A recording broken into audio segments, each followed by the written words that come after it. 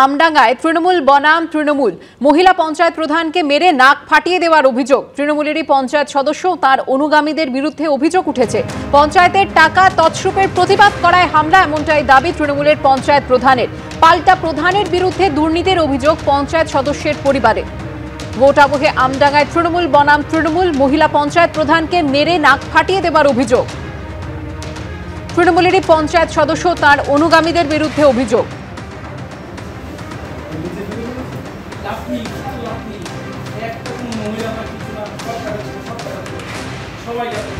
তৃণমূলের পঞ্চায়েত প্রধান দাবি করেছেন যে পঞ্চায়েতের টাকা তছরূপের প্রতিবাদ করায় এই হামলা চলে। পাল্টা প্রধানের বিরুদ্ধে দুর্নীতির অভিযোগ পঞ্চায়েতের সদস্যের পরিবারে। কথা বলবো আমাদের প্রতিনিধি সমীরণ পালের সঙ্গে। সমীরণ, কি অভিযোগ? হ্যাঁ, গতকাল রাতে আমডাঙ্গার ওই তৃণমূলের গ্রাম পঞ্চায়েতের প্রধানের বাড়িতে চড়া হয় তৃণমূলেরই সদস্যের অনুগামীরা এবং তার বাড়ি থেকে তাকে মারধর করা হয়। বাচ্চা থেকে তার স্বামীকে মারধর করা হয়, তাদেরকে নিয়ে যাওয়া হয় আমডাঙ্গা গ্রামীণ হাসপাতালে। এবং ওই সদস্যের গ্রাম পঞ্চায়েত প্রধানের অভিযোগ যে তাকে দিয়ে ওই তৃণমূল পঞ্চায়েত সদস্য এবং তার অনুগামীরা অনৈতিক কাজকর্ম করার জন্য চাপ দিয়ে তাকে প্রতিবাদ করাতেই তার উপর হামলা চালানো হয়েছে। অপরদিকে ওই তৃণমূল পঞ্চায়েত সদস্যের অনুগামীদের দাবি যে ওই পঞ্চায়েত প্রধান দুর্নীতি করতেন, সেই ব্যাপারে জানতে তার বাড়িতে গেছিলেন, কোনো মারধরের ঘটনার সঙ্গে তারা যুক্ত নয়। এই নিয়ে জটটা আপাতত শুরু হয়েছে, যে এখনো পর্যন্ত কোনো তরফ থেকে অভিযোগ পুলিশের কাছে জমা পড়েনি বলে পুলিশ সূত্রে জানানো হয়েছে। তবে যারা হামলা করেছে তাদেরকে চিহ্নিত করে তাদের খোঁজে তল্লাশি চালানো হচ্ছে। ধন্যবাদ সমীরণ।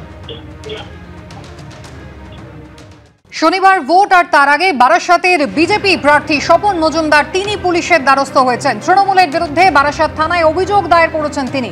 বারাসাতের বিজেপি প্রার্থীর অভিযোগ, এক মহিলার সঙ্গে তার চ্যাট এডিট করে সোশ্যাল মিডিয়ায় ভাইরাল করে তার সম্মানহানির চেষ্টা হয়েছে। প্রতিপক্ষ তৃণমূল প্রার্থী কাকলি ঘোষ দস্তিদারের মদতেই কাজ বলে বিজেপি প্রার্থীর দাবি। অভিযোগকারিনী থানার দ্বারস্থ না হয়ে তৃণমূলের কাছে কেন গেলেন, সেই প্রশ্ন তুলেছেন স্বপন মজুমদার। তৃণমূলের প্রতিক্রিয়া এখনো পাওয়া যায়নি। যদি সেই মহিলা টিএমসি আশ্রয় নিতে পারে, তো টিএমসি নেতাদের দরকার ছিল সেটা নিয়ে থানায় যাওয়া, কমপ্লেন করা, তাই তো নাকি?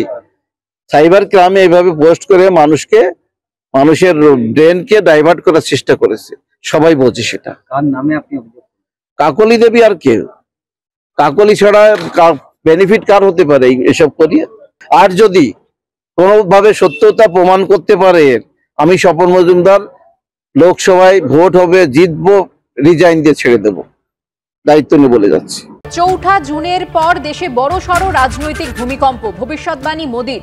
৪ঠা জুনের পর আগামী ৬ মাসে দেশে রাজনৈতিক অস্থিরতা তৈরি হবে। পরিবারতান্ত্রিক দলগুলি ভেঙে যাবে, তাদের কর্মীরাও ক্লান্ত। তারাও দেখছে দেশ কোথায় যাচ্ছে আর দলগুলি কোথায় যাচ্ছে।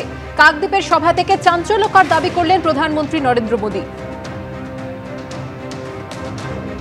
साथियों, इस बार आपका एक वोट देश की राजनीतिक दिशा भी बदलने का काम करेगा।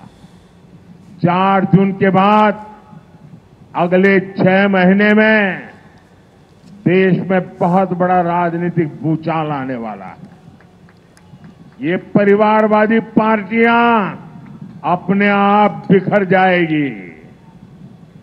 इनके कार्यकर्ता भी अब थक चुके हैं, वो भी देख रहे हैं कि देश किधर जा रहा है और ये पार्टियां किधर जा रही है। প্রধানমন্ত্রীর এই হুঁশিয়ারির পর তাঁর এবং অভিষেক বন্দ্যোপাধ্যায় গ্রেফতারি নিয়ে আশঙ্কা প্রকাশ করছেন মমতা বন্দ্যোপাধ্যায়। हमको कोई अगर जोर दिखाता है तो हमको जोर वो लोगों को पता नहीं है। ये है कि हम लड़ सकते हैं, हम जिंदगी दे सकते हैं, हम लड़ेंगे, हम करेंगे, हम मरेंगे, लेकिन हम डरेंगे नहीं, हम कौवा नहीं है। आने वाला दिन में एक बात जरूर मोदी को याद रखना चाहिए, अभी से डर रहा है, हमको अरेस्ट करेगा, अभिषेक को अरेस्ट करेगा। अरे करो ना, कितना अरेस्ट करने का, कितना कारागार है, कितना जेल है, करके तो देखो। আর এদিনই সুপ্রিম কোর্টের রক্ষা কবচের প্রসঙ্গ টেনে অভিষেক বন্দ্যোপাধ্যায়কে খোঁচা শুভেন্দু অধিকারী। তা আমি বলছি, পশ্চিমবাংলার একমাত্র প্রার্থী যাকে সুপ্রিম কোর্ট থেকে রক্ষা কবচ নিয়ে ভোটে লড়তে হচ্ছে, একটা প্রার্থী টেন্টেড, তিনি সুপ্রিম কোর্টের রক্ষা কবচ নিয়ে তার রাজনৈতিক কাজ করছে। পশ্চিমবাংলা আর দ্বিতীয় কোনো প্রার্থী পাবেন না লোকসভার ভোটে। অভিষেক বন্দ্যোপাধ্যায় লোকসভা কেন্দ্র ডায়মন্ড হারবার থেকে ৪৫ কিলোমিটার দূরে মথুরাপুরে গতকাল এই ভোটের জন্য শেষবারের মতো প্রচার করলেন প্রধানমন্ত্রী। কিন্তু অভিষেক বন্দ্যোপাধ্যায়ের সম্পর্কে একটি শব্দও তিনি খরচ করলেন না। অভিষেক ফোবিয়ায় ভোগে বিজেপি, প্রতিক্রিয়া দিল শাসক দল। গুরুত্ব দেননি প্রধানমন্ত্রী, বোঝালেন বিরোধী দলনেতা। यहाँ एक अलग प्रकार का सिंगल विंडो है। बंगाल वालों को पता है, देशवासियों को अभी पता नहीं है इसका।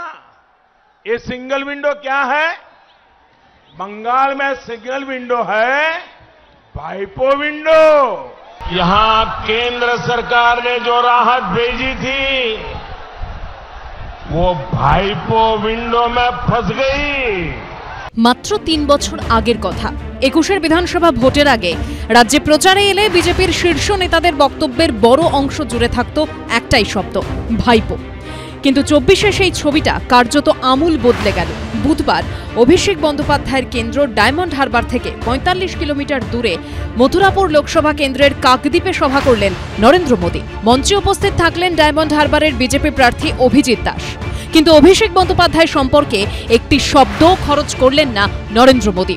এ রাজ্যের ৪২টি কেন্দ্রের মধ্যে ডায়মন্ড হারবারে সবার শেষে প্রার্থী ঘোষণা করেছে বিজেপি। এই কেন্দ্রে তারা টিকিট দিয়েছে অভিজিৎ দাসকে, যিনি ২০০৯ এবং ২০১৪ সালে ডায়মন্ড হারবার থেকেই হেরেছিলেন, যার মধ্যে একবার জামানতও বাজেয়াপ্ত হয়ে গেছিল।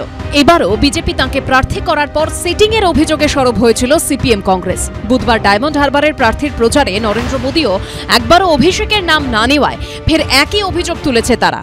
সবার জানা আছে তৃণমূলের নেতারা কেউ কেউ বিজেপির ঘরে জমা আছে, ভাইপোর নাম করলে সেটা ঠিক হবে বলে মনে করেননি, তাই উনি নেননি। ভাইপোর নাম উনি করতে চান না, পরে যদি আবার পস্তাতে হয়।